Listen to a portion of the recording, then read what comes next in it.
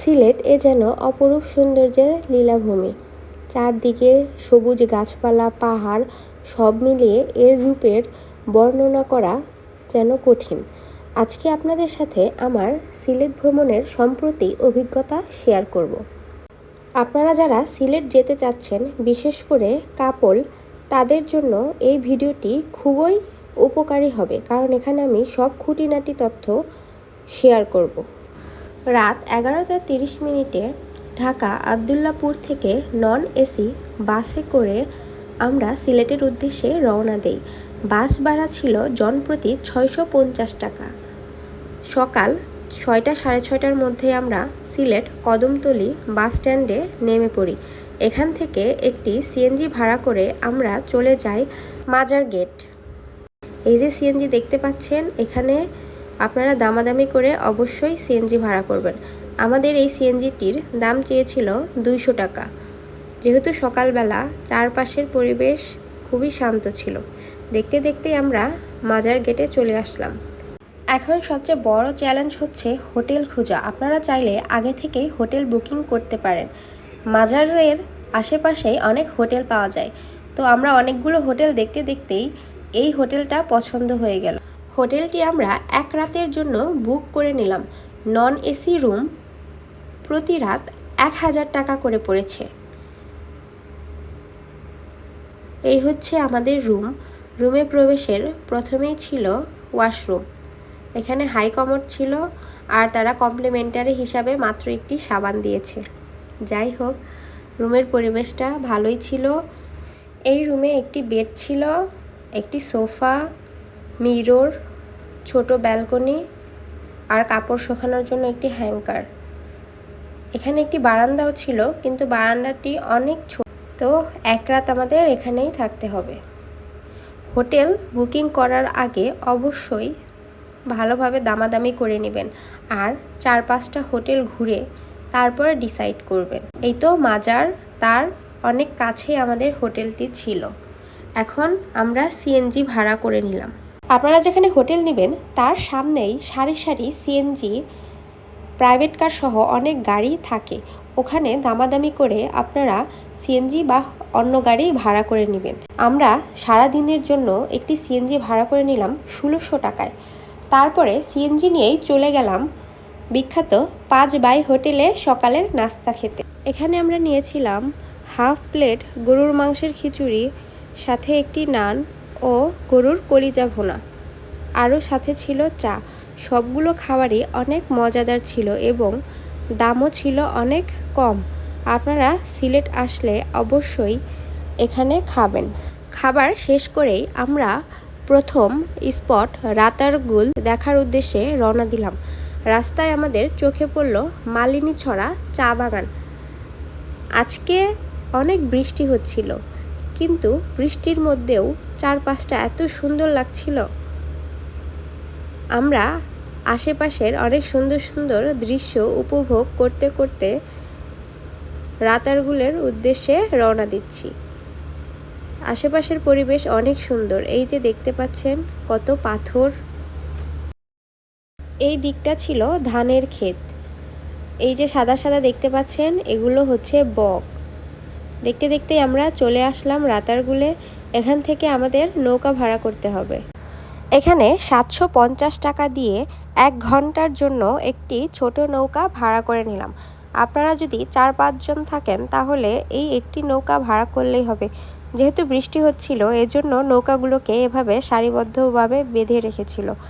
এখানে 750 টাকা করে আপনাদের 1 ঘন্টা ঘোরাবে। নৌকায় ওঠার আগে বা ভাড়া করার আগে অবশ্যই তাদের সাথে কথা বলে নেবেন যে তারা কতক্ষণ নৌকায় ঘোরাবে, কারণ তারা 1 ঘন্টার নাম করে আরও কম সময়ে নৌকা ভ্রমণ করায়।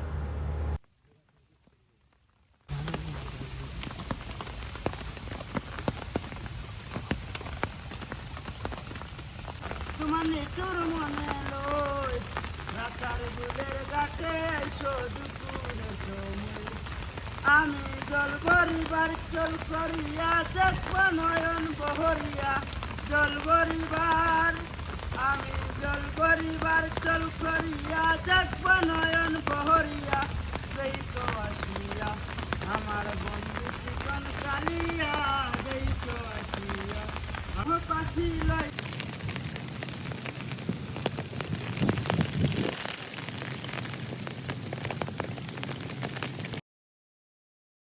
এই হচ্ছে ভেতরের অবস্থা। চারপাশটা এত সুন্দর, নিরিবিলি, বৃষ্টির ঝমঝম শব্দ, সব কিছু মিলিয়ে পরিবেশটা এত সুন্দর, কি বলবো, ভাষায় প্রকাশ করার মতো না। অনেক সুন্দর জায়গা। এখন আমাদের নেক্সট ডেস্টিনেশন হচ্ছে ভোলাগঞ্জ সাদা পাথর। চারপাশে পাথর দেখতে দেখতে আমরা সাদা পাথরের উদ্দেশ্যে রওনা দিলাম।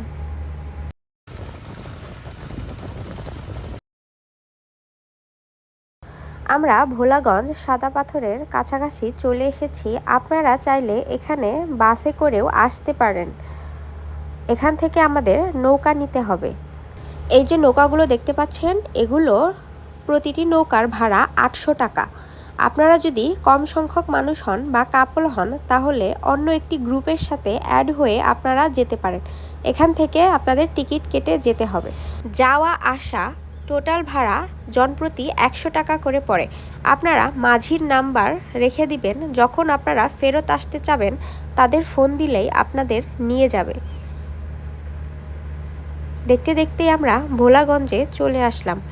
পাহাড়ের মাঝে সাদা সাদা মেঘ, দৃশ্যটি সত্যিই অপরূপ। আর পানি এত স্বচ্ছ ছিল। এই বাসটায় ইন্ডিয়ান অনেক জিনিসপত্র বিক্রি করছিল, আর সাথে অনেক খাবার হোটেলও ছিল। আপনারা চাইলে এখানে খেতে পারেন। এখান থেকে 4 থেকে 5 মিনিট হেঁটে যেতে হবে। এই যে দেখতে পাচ্ছেন কত জিনিস। এখানে লকারেরও ব্যবস্থা আছে, সাথে চেঞ্জিং রুমও আছে। 100 টাকা করে লকার ভাড়া। আপনারা যতক্ষণ ইচ্ছা ততক্ষণ আপনাদের জিনিসপত্র এখানে রাখতে পারবেন।